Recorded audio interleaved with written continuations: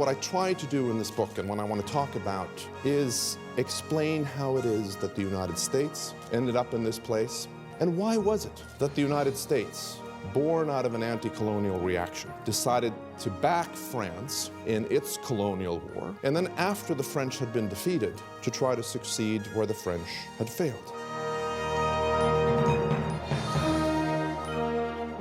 Welcome to the Forum at the Miller Center at the University of Virginia. I'm Doug Blackman. Our guest is Dr. Frederick Logevall, Professor of International Studies at Cornell University and author of Embers of War, The Fall of an Empire and the Making of America's Vietnam. An acclaimed historian of international studies and the Cold War at Cornell University, and now director of the Mario Einaudi Center for International Studies, Professor Logevall reminds us in Embers of War that there was another Vietnam conflict preceding the one most Americans remember today, and how inextricably tied to our own history in Southeast Asia was that earlier conflagration between the followers of Ho Chi Minh and a French empire struggling to reassert itself in the first stages of the Cold War. Embers of War is a vivid and instructive history, one Americans and their leaders would do well to consider, with lessons for a great world power wrestling with the tangled questions of when to intervene in the affairs of others, what history to consider in these monumental choices, when to stand back, and when the time comes, how best to withdraw. Please join me in welcoming Frederick Logevall.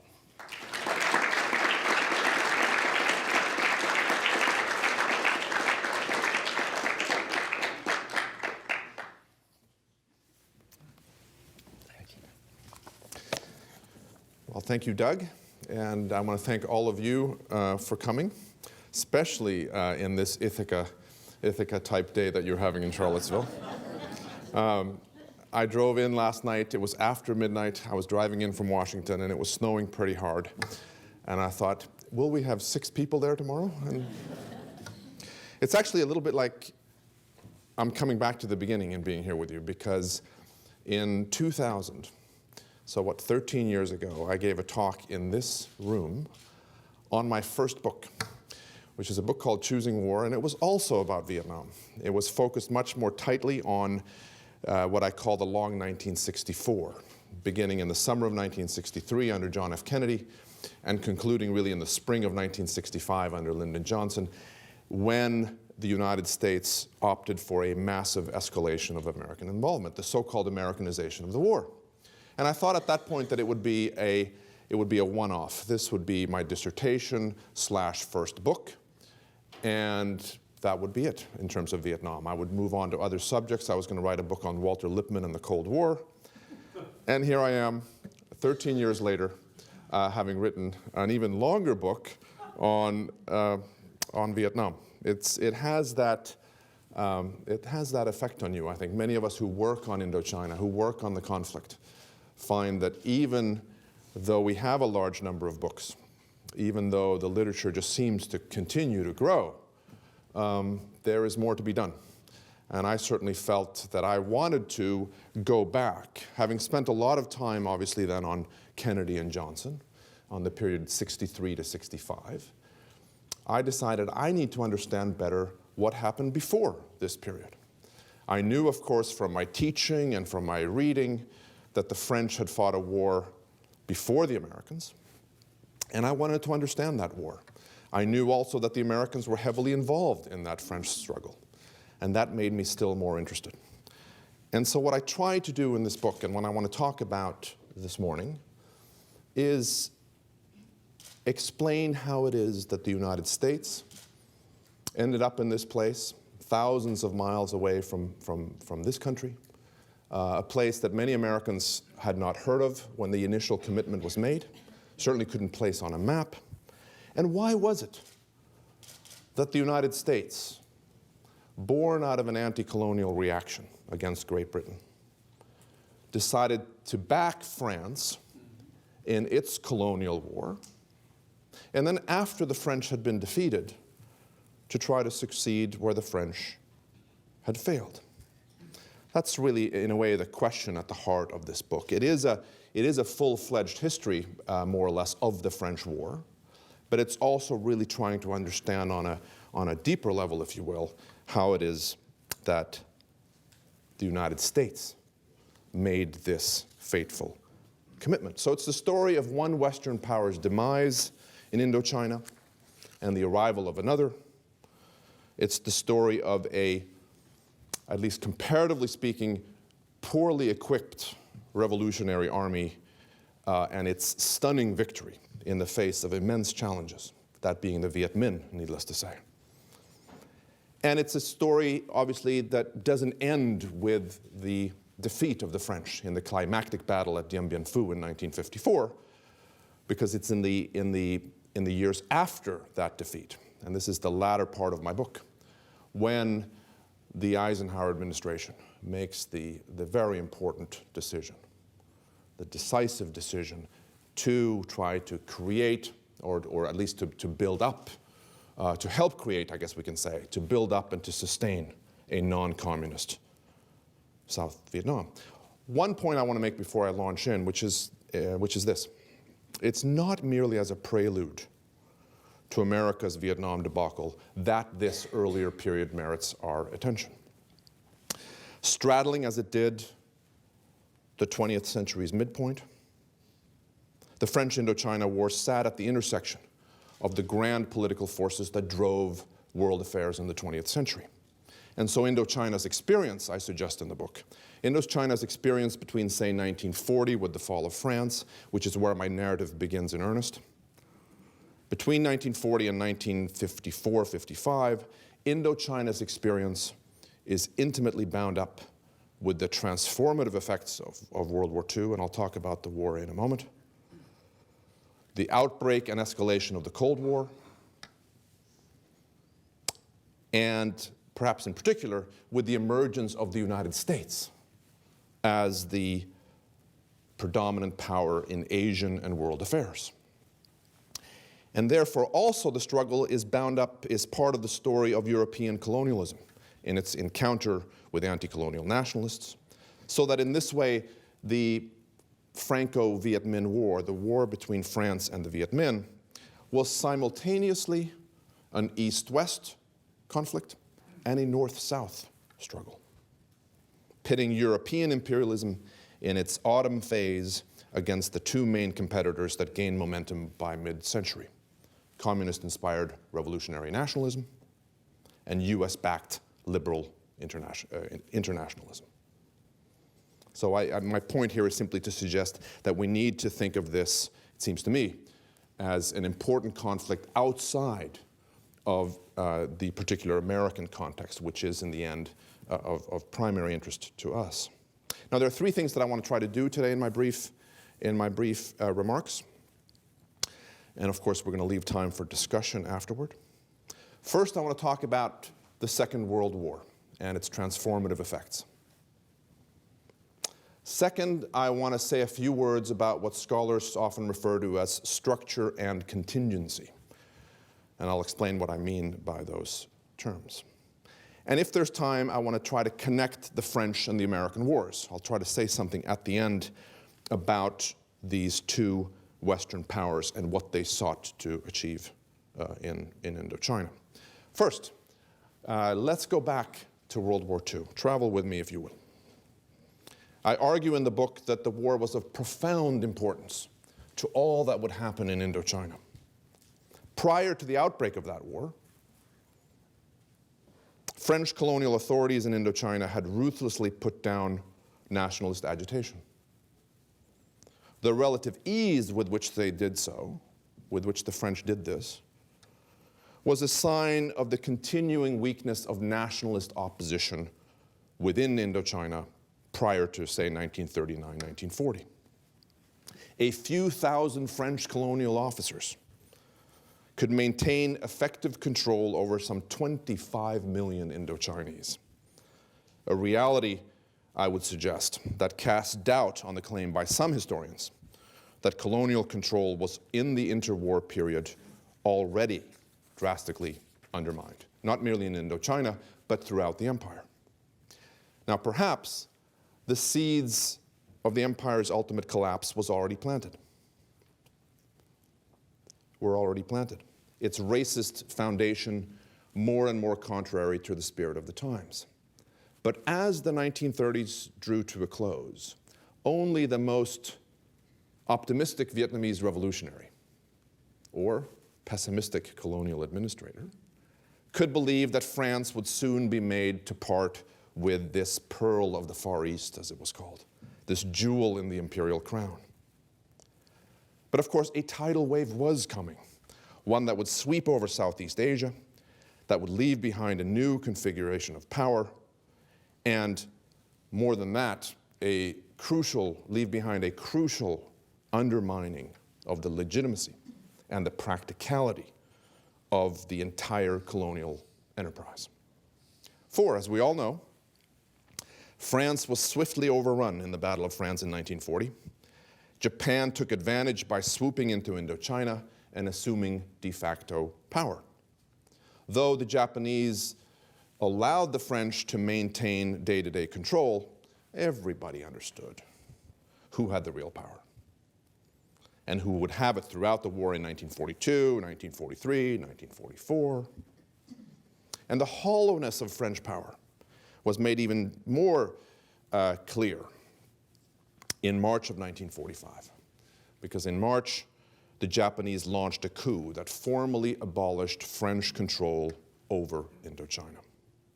This, I argue, was a pivotal moment for France in Indochina.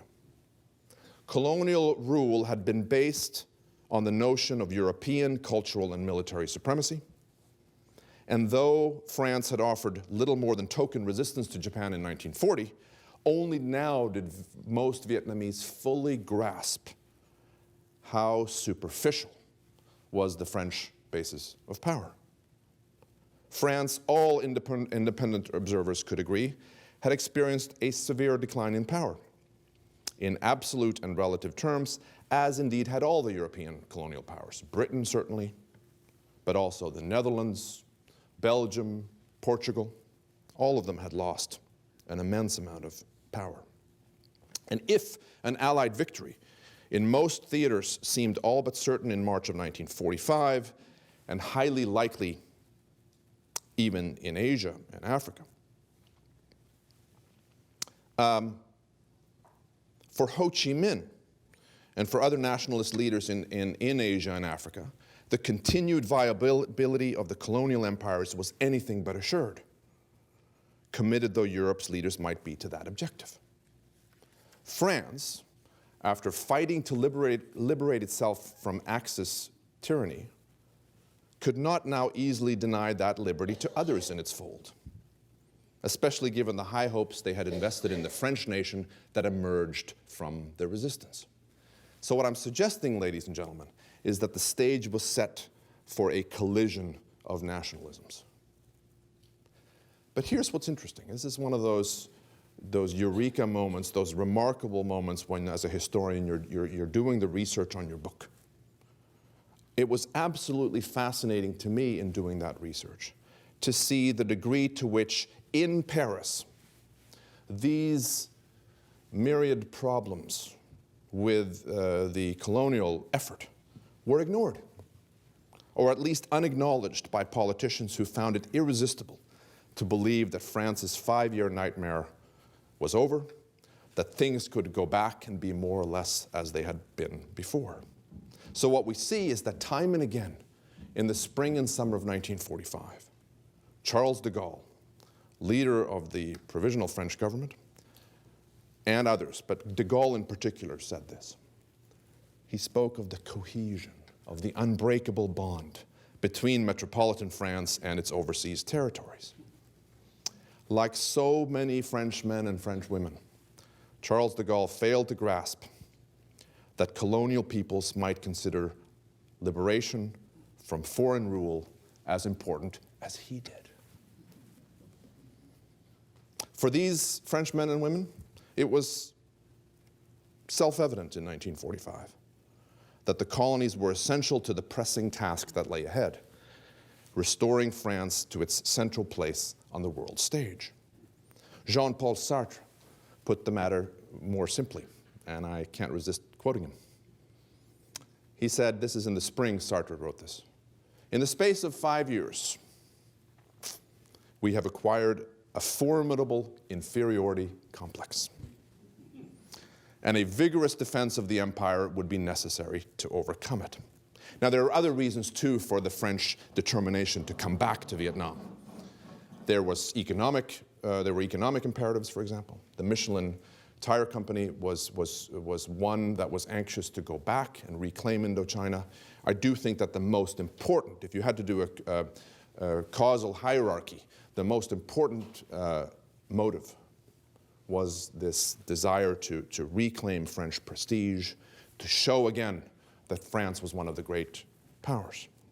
Now, World War II also witnessed another profoundly important development for the future of world affairs, and that is something I alluded to earlier, the emergence of the United States to a position of predominant power in global and especially Asian affairs. As I think I show in the book, as I try to show in the book, to a remarkable degree, all sides in the incipient struggle for Indochina saw from an early point just how important the American role was likely to be. So in Paris and in Saigon, in London and in Moscow, and in other key centers of power, a crucial question was this: what will the Americans do? And it shouldn't surprise us that on August 30th, 1945, Ho Chi Minh, leader of the Viet Minh, leader of the revolution in Vietnam, and therefore a very important figure in my book, Ho Chi Minh on August 30th, 1945, sent a letter to Harry Truman via American authorities in Kunming, a letter that asked for the Viet Minh to be involved in any Allied discussion regarding Vietnam's post-war status. Truman did not reply. There would be more such letters in the weeks and months ahead. These too would go unanswered. Yet for me, it's this first non-reply that lingers in the mind. August 1945, I want to suggest to you all, August 1945 was the open moment, when so much hung in the balance, when the future course of the French imperial enterprise in Indochina was anyone's guess. The energies of Truman and his top foreign policy aides may have been directed elsewhere that month, to the paramount tasks in post-war Europe, obviously, to securing Japan's formal surrender in Asia. Nevertheless, savvy French and Vietnamese leaders were not wrong to attach so much importance to American thinking. For at the occasion of Japan's surrender, the United States had an extraordinary political power, in Asia in particular, a power of a kind not seen before then, and I would suggest not seen since. For tens of millions of Asians that summer, the very remoteness of the United States added to its allure, to its perceived omnipotence. In the words of journalist Harold Isaacs, who traveled in Vietnam and other parts of Asia for Newsweek in the fall of 1945, and then wrote a book, a very interesting book, about the experience. For Isaacs, the United States was, quote, a shining temple of virtue and righteousness, where men were like gods amid unending poverty, unquote. Isaacs went on to suggest or to remind us, I agree with him on this, that there was a broad perception that the United States was a country of awesome might, a country that could endure a string of defeats against a seemingly unstoppable foe, roar back to deliver a crushing and emphatic blow, and thereby stand astride all of Asia. Yet, amazingly enough, America did not seek to use this power to engage in a colonial power grab. On the contrary, she sought to relinquish territorial control, as evidenced by the recently deceased Franklin Roosevelt's wartime pronouncements, and by Washington's formal commitment to granting independence to the Philippines. Now, Isaacs, who was no dummy, acknowledged that these were partial truths at best. But for him, and I think this is a powerful point, for him, the key was that tens of millions of Asians believed in these truths, believed in these notions. For them, the United States could be both altruistic and wise, altruistic enough to side with the cause of freedom for its own sake, wise enough to see that continued imperialism in the French, Dutch, British, Japanese style would bring no peace anywhere. For self-interested reasons, Washington leaders ought to be on the side of change in Asia. After all, the recent war had demonstrated the crippling weaknesses of the old colonial system, just as Franklin Roosevelt had predicted. During Japan's wave of attacks in the first half of 1942, the British, Dutch, and American colonies had collapsed one by one, like so many houses of cards. Surely the United States would see all of this. Nationalists in the region told themselves and one another. FDR had seen it after all. Surely Harry Truman, too, would see that America's post-war aims dovetailed perfectly with theirs. Ho Chi Minh, being more far-sighted than most, had his suspicions on this score, on what the Americans would do or not do. But even Ho held to what he thought was a well-founded hope that the Atlantic Charter's principles would animate the post-war world. US intelligence officials with whom Ho had met, and there's a fascinating kind of subplot here involving the OSS, forerunner to the CIA, we could say, the OSS and its involvement with the Viet Minh, including Ho Chi Minh in the spring and summer of 1945. Those US intelligence officials seemed to suggest to Ho, so he believed, that those principles of the Atlantic Charter would in fact animate US policy. Didn't that mean something? Ho asked himself. In the end, not really, no. Washington officials, it soon became clear, would not act to prevent the French return to Indochina, not then, and not a year later when large-scale fighting broke out between France and revolutionary forces under Ho. France had made its intentions clear, and the Truman administration did not dare defy a European ally that it deemed crucial to world order for the mere sake of honoring the principles of the Atlantic Charter. Now, even on its own terms, there are reasons to question the logic of the administration's policy, it seems to me. Was it in fact logical, given the unquestioned importance of ensuring a strong France in Europe, to support its hardline posture in Vietnam? A posture against a formidable nationalist movement in the far reaches of Southeast Asia. The looming conflict in Vietnam was sure to drain French strength away from Europe, to consume resources that all Paris officials knew were scarce to begin with, perhaps ultimately compelling Washington to, in effect, pay twice. Once to bolster France in Europe, once to strengthen it in Indochina. Now, how things might have gone if Truman had chosen differently is a tantalizing what-if question. By the way, I'm a big believer in counterfactuals. We can talk about those later.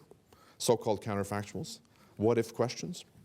Now, there is scarce evidence that Ho would have allied himself with the United States in the emerging East-West divide. There's also little reason to believe that a reunified Vietnam under his leadership would have chosen a non-communist path in the future. But neither should we assume that Ho necessarily would have aligned his nation closely with the Soviet Union in the Cold War. He might well have opted for an independent communist course of the type that Yugoslav leader Tito would follow. And this much certainly seems clear, at least to me.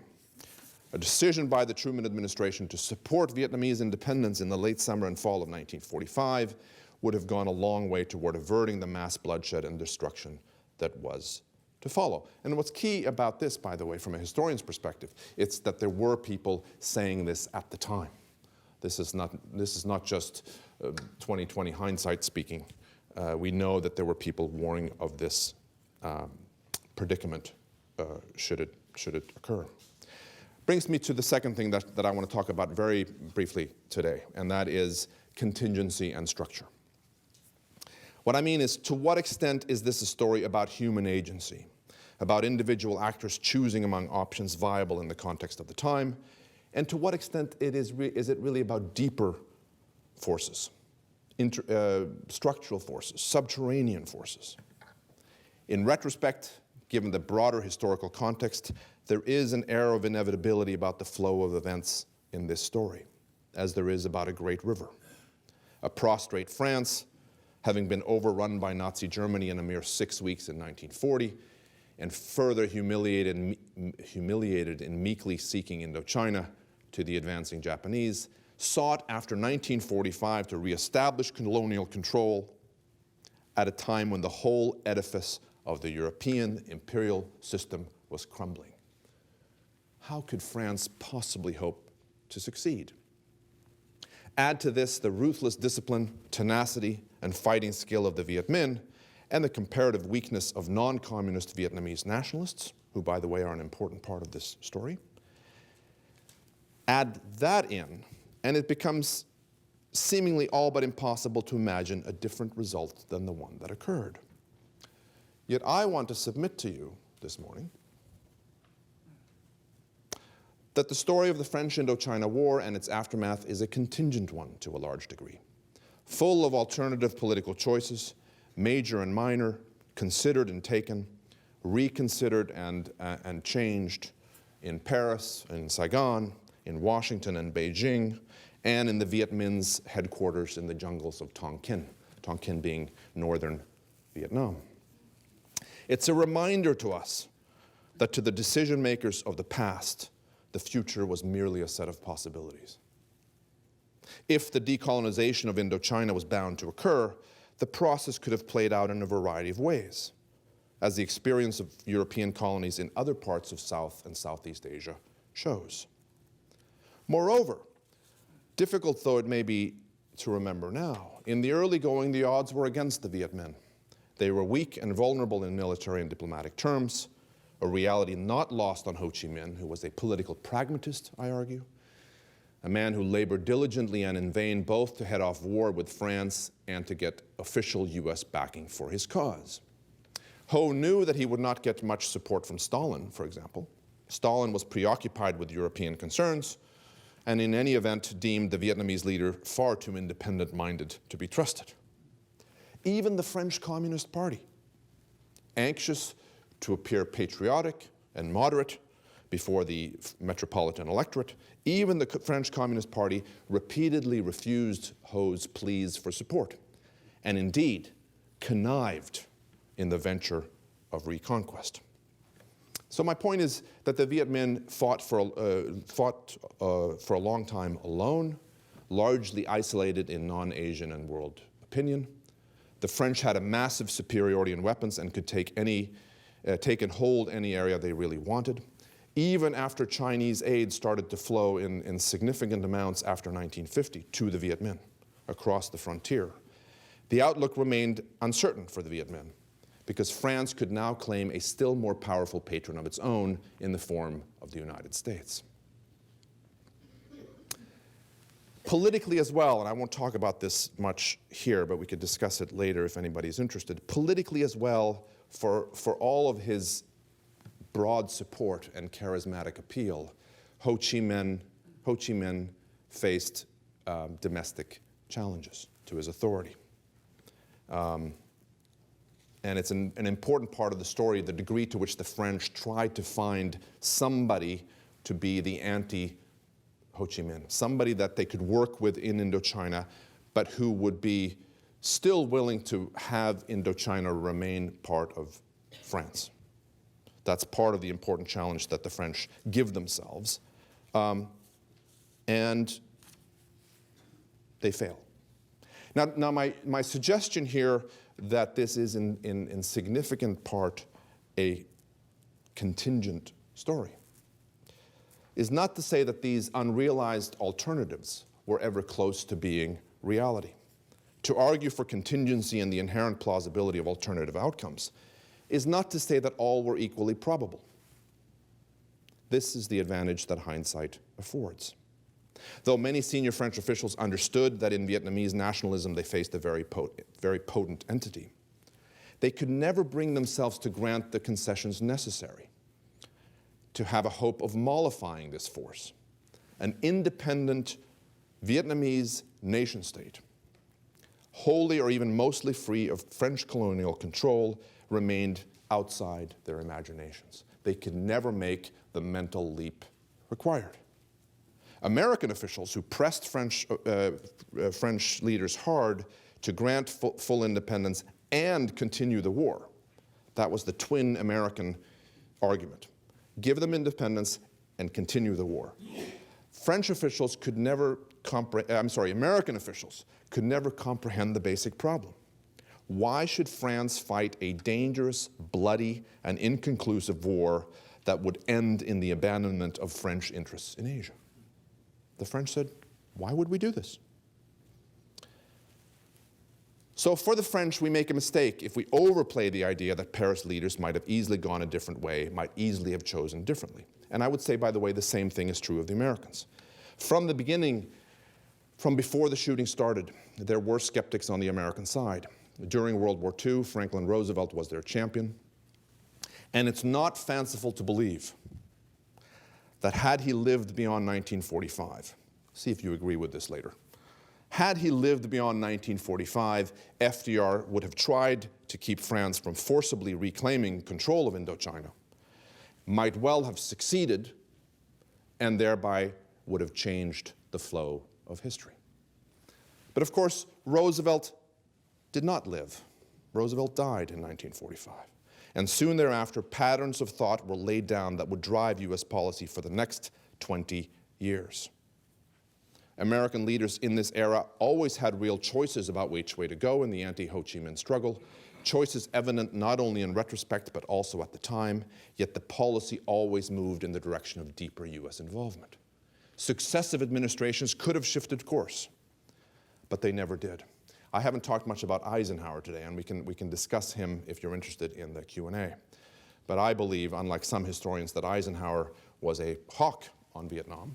Eisenhower was actually very much considering intervention in 1954 on behalf of the French. So it's true under Eisenhower, it's true under Johnson, and it's true under Kennedy and then Johnson.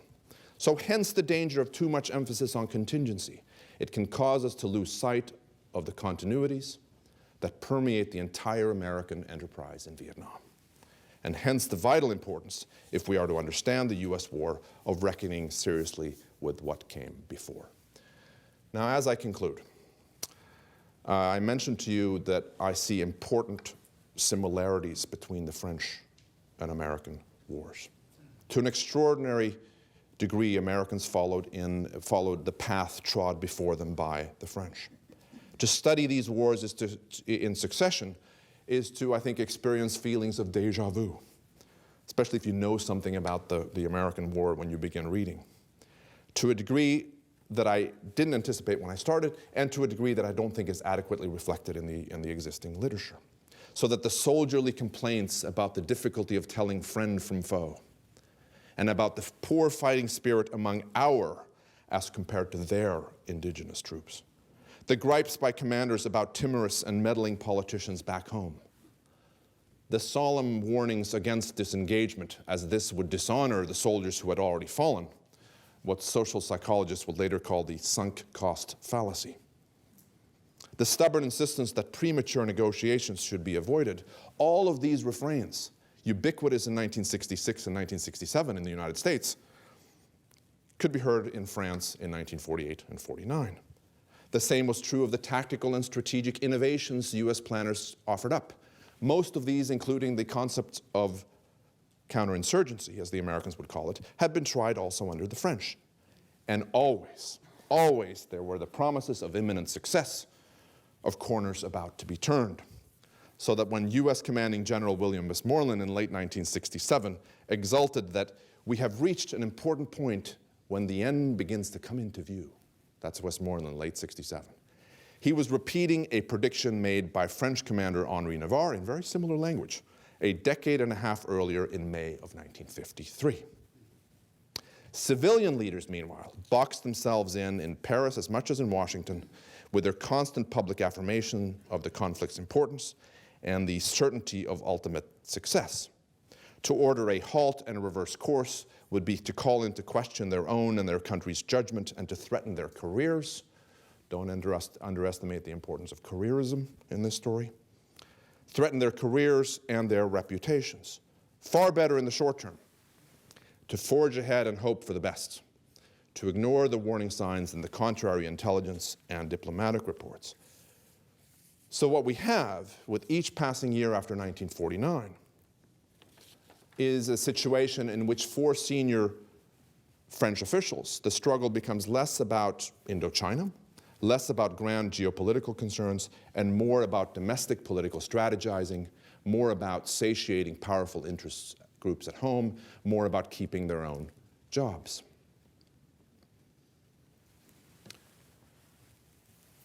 A final observation. Travel with me, if you would, to 1964. Travel forward with me. Consider a Frenchman, long since transplanted to the United States, who felt a gripping sense of foreboding that year in the spring, summer, and fall of 1965. He's a fellow who figures prominently in my book, and his name is Bernard Fall. Over the previous decade, Fall had become America's most respected expert on what was now becoming known as the First Indochina War, interestingly enough. He was the author of numerous books and articles notable for their informed and dispassionate analysis. Fall acknowledged, and I think this is important, that the United States was immensely more powerful militarily than France, especially in the air. Fall had no patience with those who said, oh, this war is exactly the same as the French war, what are we doing? He would be the first to say, no, there are important differences here. The United States in particular has military capacities that the French could only dream of. But Fall doubted that it would make a decisive difference in the end. The unleashing of massive American firepower might make the war military unlosable, he wrote, in the short term, but at immense cost, the destruction of Vietnam. Fall quoted Tacitus, "They have made a desert and called it peace." Even then, he said, Ho's communists would not be vanquished, for in this conflict, military prowess meant only so much. The war had to be won politically if it was to be won at all. This was the pivotal point about the French analogy, Fall maintained. This was the lesson that must be learned. Fall, who would go on to be killed in Vietnam in 1967 while accompanying US troops near Hue, Fall put it this way: Americans were dreaming different dreams than the French, but walking in the same footsteps. Thank you.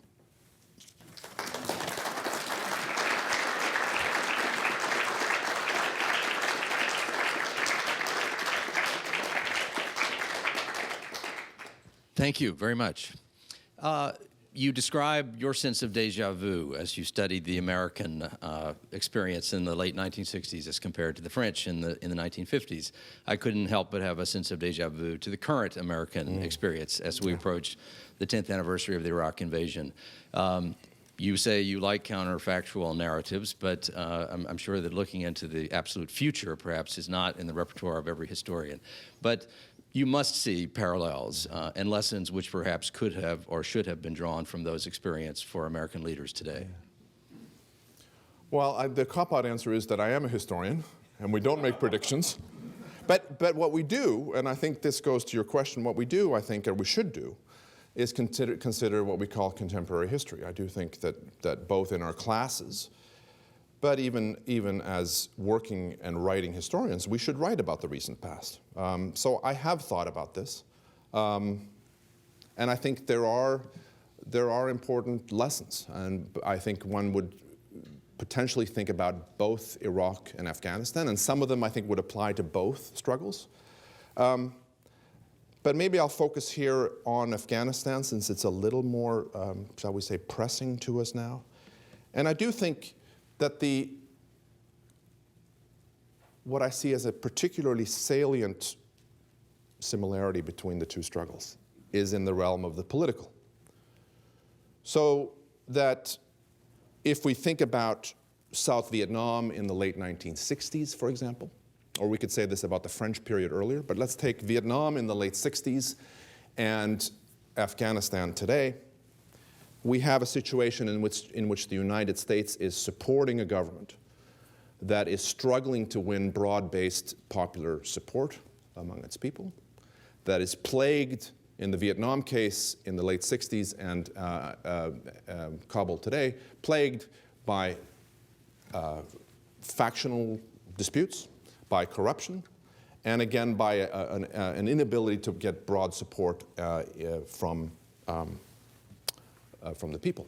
Meanwhile, in the United States, we have a situation, it seems to me, in which perceived domestic political imperatives matter. I think that the decisions that Richard Nixon made, again in that same period, or we can go back to Kennedy and Johnson, had a lot to do with what they thought would be the consequence of their decisions for their position at home. I think you could make a very good argument that Vietnam mattered for all of the presidents who had to deal with it in a principled way, from say Truman to Ford. It mattered to the extent that it could do damage to their domestic political position. And I think that today, or more recently, Barack Obama certainly has framed his decisions, including with respect to the escalation that he ordered in Afghanistan in late 2009, in part, and I'm not suggesting it's what's driving the policy, but in part because of what it meant for his standing at home, for the midterm elections in 2010, and for his re-election in 2012. Yes, sir. My understanding in reading was that Ho Chi Minh initially was the leader of a war of independence against the colonial powers, first in the struggle against Japanese occupation and then the French colonial overlords. My question to you is, at what point did that colonial struggle get transformed into a proxy war between communism and democracy? Because my feeling was that's what was impelling the United States to get more involved, is to hold the tide against the communist threat. And so it seems to me that at some point there was a shift, and I wonder, was that contrived by the French to encourage U.S. involvement, or was that in fact something that just grew out of the fact that the Vietnam men had to turn to the communist forces for support? That's a very good question. I think there's some of both going on. I think that Ho Chi Minh had become a dedicated Marxist-Leninist well before the Americans became involved. This is an interesting process for him, beginning really in the early 1920s in Paris. I think he genuinely believed, from before the shooting started, that it represented, Marxism-Leninism represented the best path of development for his country. But it was always his country. And I think it's very difficult to make, at least for me, to make the argument that he is purely an internationalist. He sees himself as a part of a larger communist, Soviet-directed communist movement, if you will. I think that first and foremost, for him, it was about winning national liberation for his country. But I think you also allude to something very important when you suggest that the French had something to do with this. The French are very clever. They turn out to be they're maybe better at diplomacy than they are at war fighting, but certainly in terms of their diplomacy with the Americans, their arguments with the Americans, they realized in 46, 47, that if we emphasize the communist connections of Ho Chi Minh and his movement, if we press that point at every opportunity, we stand a better chance of getting American support. I don't think the French really cared that he was a communist, you know? But the French knew that the Americans cared about this. And so they wasted no opportunity to stress that point, to, I think, exaggerate that point, to suggest to the Americans that we are fighting a war that is part of the larger Cold War. This is why you need to support us. I would like to point to a larger structural similarity that would not only include the French involvement in Vietnam and the American involvement, but also Afghanistan, Iraq, other types of small wars, wars in which the smaller side cannot mortally threaten the larger side. And it seems to me that the problem is that even though the experts and even the leaders might foresee a catastrophe, to actually write off the bad loan, to actually take the domestic consequences of backing away is more difficult than getting into a stalemate situation in which popular opinion changes in the larger country, or coming to a catastrophe in which obviously policy has to change. And as a counterexample, a sort of exception that proves the rule, George Marshall's decision not to fully support the Kuomintang in China, I think, was a case of brilliant statesmanship, absolutely realistic, and Marshall, and especially those who supported his decision in the State Department and elsewhere, paid the price in the McCarthy era. Yeah. Oh, I think I agree with everything you said. And I think it's a very important, as you say, structural, it's a structural reality. Maybe one could go further and say that on some level it's human nature. I think that not just leaders, but perhaps all of us, have a very difficult time saying, we bet on the wrong horse here. We made a bad decision, and we're going to pull back. This is not worth. We've lost lives already. We're not going to lose more of them. I think the tendency, certainly among leaders, is to say maybe a little bit more. Maybe a little bit more will do the trick. And I think this is something that we see the French telling themselves. You know, by 49. Let me just put this out there. By 1949, I think the French leadership, by and large, had stopped believing that this thing really mattered to French interests. So that's 5 years before the fighting ends. The French are saying this to themselves privately, not publicly, and yet they continue to expand the fighting in Indochina because they hope, and I think it is a matter of hope, that this thing will be turned around. And I think the Marshall example is a really good one. Lyndon Johnson would say in '64 and '65 that he didn't want a repeat of the loss of China debate. And he believed, Johnson did, that the Democrats had suffered disastrously in the '52 election on account of having lost China, which I think is a misreading of history by Lyndon Johnson. I think what lost that election for them is what they did in response to the so-called loss of China, which is they got into a difficult, stalemated war in Korea. But I think you're quite right to say that that's a counterexample that Democrats in particular struggled with, it seems to me, throughout the Cold War, and they felt vulnerable because of the wisdom, if you will, of George Marshall. And it was the right decision, I think most historians would agree. They nevertheless saw the danger in pursuing that course. Professor Logevall, just to follow on to these questions about motivations, you quote in the book President Eisenhower at that decisive point where he begins to move towards support for the French in a bigger way. You quote him saying, "Our security, our power and ability to get certain things we need from the riches of the Indonesian territory." Very much that's a basis for why America needed to be involved. It sounds a lot like the accusation of a war for oil in more recent times. But to what degree was there this material desire on the part of the United States? I think it was there. I attach less importance than some historians do. Again, if we're thinking about a causal hierarchy, as I like to do, and as I tell my students that they need to create one for me in their papers, I don't put that at the top or near the top of that causal hierarchy. I think it contributed to a decision first in the Truman period and then under Eisenhower to doing this. And in particular, there was a concern about post-war Japan and making sure that the Japanese had access to materials, raw materials, and markets in Southeast Asia. But I don't think it was key for Eisenhower personally. Eisenhower said on many occasions that he thought that Indochina was more important strategically than Korea. He said to advisors and to others, what matters in Indochina and why we need to support the French, it's more important to us than Korea is. But it had more to do for him, I think, with geopolitical concerns than it did with material concerns. As I suggested earlier, I also attach a lot of importance to domestic political imperatives or perceived domestic political imperatives, especially for Democrats, but even for Eisenhower and Dulles in 1954, which is something that I go into in the book.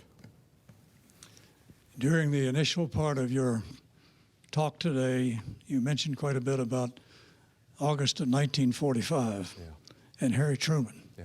And you think about the history that the United States had followed or had been following for a couple of years, had been really good support of Russia, for example, during the Poland problems that we had with Poland trying to get ghettos that were being overrun by the Germans and the murder of the Jews at that time. And the Russians sat on the other side of the river and said, go ahead and kill them. We'll wait for you to do it, and then we'll move in. There was a request to the United States at that time to help. They didn't. We did not help. We had our ties with Russia at that time. Do you think that Truman, with all of these things that he had during his few months just after the death of Roosevelt, including the nuclear bombs, the atomic bombs in Japan, and the tremendous costs to this country that had to be minimized, especially with Reconstruction ahead in the Marshall Plan, the idea of Israel. Don't you think that there was almost an impossible situation for him to decide in regard to Vietnam and Indochina and go along with the communists at that point? Well, it's certainly a reasonable point. And as I suggested briefly in my remarks, we do need to be mindful of the fact that Truman and his top advisors had a huge amount on their plate. And Indochina was a tiny little scrap in the corner of the plate. And so it's completely understandable that they would not give this their primary consideration. At the same time, I would say, and again, the contemporaneous evidence, I think, is what matters. There were many in the State Department who said this is important to us, and this is important for the West. This is, if there is going to be an emerging conflict with the Soviet Union, we need to think about what we're going to do with respect to the colonial world, and we need to make sure we're on the right side of history, or we're actually going to lose important territory as a consequence. And they saw the importance, therefore, of supporting not just Ho Chi Minh in this regard, but other nationalists who were agitating for national independence. And the final thing I would say is that FDR, who I've already discussed, Roosevelt, who preceded Truman, who had much more interest in this subject than Truman did, and I think that matters, who was much more anti-French and anti-de Gaulle in particular than Truman was, and I think that matters. Roosevelt, it seems to me, or at least I make the argument in the book, that he saw, even then, notwithstanding all these other things, as you mentioned, that are on the table, that this was something that the United States should deal with. I think, unlike some historians, that Roosevelt had not changed his mind about Indochina in his final months in a serious way. He still thought that France should not be allowed to reclaim control, certainly not forcibly, and it would need to commit to a specific date for independence. And hence my belief that if Roosevelt had lived, things could have been different. I'm curious about, you just mentioned Charles de Gaulle. I'm curious about the role of the person and the personal attitude of Charles de Gaulle in the French desire to hang on to their colonies and the American responses to France and supporting them in that role. I think de Gaulle is absolutely crucial. And I deal with this in the first chapters of the book. His determination to reclaim Indochina for France, his inability, as I suggested in the talk, to see that other peoples might consider liberation from foreign rule as important as he did, something he never quite could grasp, nor could, to be fair to him, other French men and women. Georges Bidault, we haven't talked about Bidault. Bidault, I think, is another very important player in this, who is with us really from the beginning of the French war to the end. They had a determination to do this. And I think that Roosevelt's personal animus, to go to the second part of your question, against de Gaulle, which seems in hindsight almost bizarre, but it was deep and it was profound. Very different types of leaders, which I deal a little bit with in the first chapter. But that animus certainly contributed to Roosevelt's desire to make sure the French don't get back in there. I think it was at least in part a kind of personal schism between these two leaders. And when Truman comes to power, as we suggested earlier, the American aversion to letting the French back in begins to taper off. By the end of 1945, the French basically have the green light, which is not to say, by the way, in this early period that the United States is actively backing the French with weapons and advisors and that sort of thing. I think in 45, 46, even into 47, the United States adopts a neutral position, which is nevertheless a kind of benevolent neutrality. It's a neutrality that tilts toward France. But de Gaulle is critical. What's interesting is in 53, early 53, and perhaps even a bit earlier than that, de Gaulle basically says, it's going to hurt us to leave Indochina, but there's no way we can win. Let's cut our losses now. He's out of power by that point. And then, of course, in 65, he's one of the more outspoken opponents of the Americanization of the war. He says to the Americans, and they don't like this, I'm not sure I blame them, but learn from our mistakes. We know Indochina, and you guys will not, you will fail in the same way that we failed, he says in 65.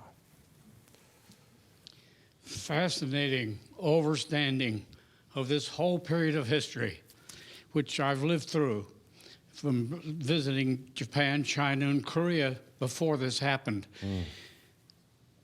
I was wondering why it wasn't mentioned that Ho Chi Minh, the son of a Mandarin, who studied the American Revolution in detail and believed it and was inspired by it. In 1918, Ho Chi Minh spent his whatever he had to come to Paris to seek a conversation with Woodrow Wilson, who shifted him off to some subordinate in the State Department. Ho Chi Minh came to understand Wilson's self-determination principle for democracies in the colonies, and yet denied the very man who believed in the American Revolution and came to Paris as a young man. And he was so disappointed that he went to this town and became a dishwasher. And the communists found him, we will help you, and paid his way to Moscow to teach him how they would help him. And the rest is history. And two, Eisenhower was very much aware of molybdenum and the need for molybdenum to produce jet motors, and that our central geological need for Vietnam was a source of low-hanging fruit of molybdenum in Vietnam. Well, I actually begin the book with Ho Chi Minh seeking an audience in 1919 with Ho Chi Minh, with Woodrow Wilson and with other Allied leaders. He rents a morning coat for the occasion, shows up looking as nice as he can, and as you say, does not get an audience either from Wilson or any of the other Allied leaders. And I think it's a very powerful moment because, as you say, he does have, I think he has a lifelong admiration for the United States. I feel confident in making that assertion. He had studied the American Revolution. He had lived in the United States. He spent time in Boston, and he spent time, a few months also in New York City. And what he saw troubled him in part in terms of US race relations and in terms of some of what he encountered in these cities, but he had great admiration for American vitality, for American institutions, for the revolution. So it's an important moment. You maybe move a little quickly to his being disappointed in not being able to see Wilson and therefore choosing to side with the communists. I think it's a longer process. I think it's an intellectual process. I think he becomes convinced that, as I said earlier, that Marxism and Leninism represents the path of development for his Vietnam. But there's no question that you're right that he believes in Wilsonian principles. In 1918, 1919, no question. And that it's a very hard fall for him when he realizes that Wilson was referring not to entities like Vietnam, but really former colonies of the foes in World War I. European powers is really what he's talking about. It's my understanding that the first U.S. advisor was killed in Vietnam in 1956. My question to you is, at what point did the U.S. actually send advisors over there? Were the French still fighting when the first advisors went over? And what was the role of these few advisors that started out in the mid-50s or early 50s? Thank you. The United States sent technicians mostly to help service aircraft during the French War, the latter stages of the French War. A handful of Americans were killed during the French War, a very small number. But there were some pilots who flew supply missions to Dien Bien Phu in the climactic battle in the spring of '54, and 2 of them were killed, shot down by Viet Minh troops. So this question of who's the first American to die and so on is a sort of a murky picture. The first 2 names on the Vietnam War, on the Vietnam Memorial in Washington, the first 2 names right at the center in the apex are 2 gentlemen who were killed in July of 1959. And the last part of my book ends with their deaths. As far as I can determine, they're the ones who were conclusively, clearly killed by enemy fire in support of the South Vietnamese government. So I put those deaths in July of 1959. What were they doing there? They were building up the South Vietnamese military at this point, and not yet really taking part in battle, but that begins to shift early in '61 and then especially in '62. When those advisors do begin to accompany ARVN troops, the South Vietnamese military troops, into battle, do begin coming home in body bags. And it's maybe one reason why the US government, as you may have noticed a few months ago, decided that 2012 was the 50th anniversary of the start of the Vietnam War, basically, for the United States. So they put it in 1962. And that's because the advisors become much more active, much more involved under Kennedy in '62. While we're being counterintuitive, Eisenhower had a very serious heart attack before the end of his first term. So Nixon becomes the president, later opens up to China, bombs Cambodia later. What would he might have been doing during that period had he become the president? Well, as I said, I do believe in what we call counterfactual analysis. That's one I will confess to you that I haven't really considered. But what I would say to you is that Richard Nixon, from the time he visits Indochina in the fall of 1953 as vice president, very interesting trip, in which he does everything he can to bolster French morale and to say to the French, you're fighting for the West. Hang in there, we will be with you. From that point, through the debate in the following spring, a very interesting debate in Washington, a very intense debate in March, April, May, basically, of '54, when Dien Bien Phu is on the ropes and they have to consider, what are we going to do? Nixon is a staunch hawk. He is pressing for the use of American air power to bail out the French, as he put it. He's pressing for the dispatch of American troops, if necessary. And he's urging Eisenhower to do this. So on that basis, I would suggest that if Eisenhower dies, he has a heart attack or he's hit by a bus or whatever, he's incapacitated, and Nixon takes over, it seems to me that it's very, very possible that we go in with military force already in '54. Of course, as I also argue in the book, I think Eisenhower was very willing to go in militarily in 1954. He did put conditions on any intervention. But I don't buy the argument by some historians that, well, Eisenhower was being clever.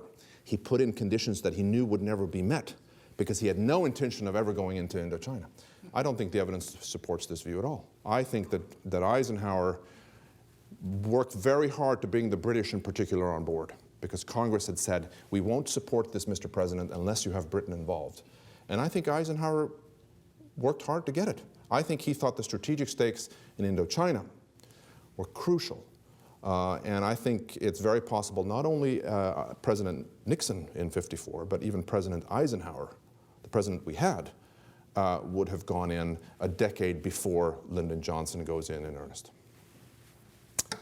Well, so I think we've come to the end of our time, and what I just want to say as we finish is that it's been a privilege for me to be here with you, to have excellent questions from all corners of the room, to get a chance to talk about my work, which is always a privilege for any author, as the authors in the room know, and to thank you again for coming. Thanks.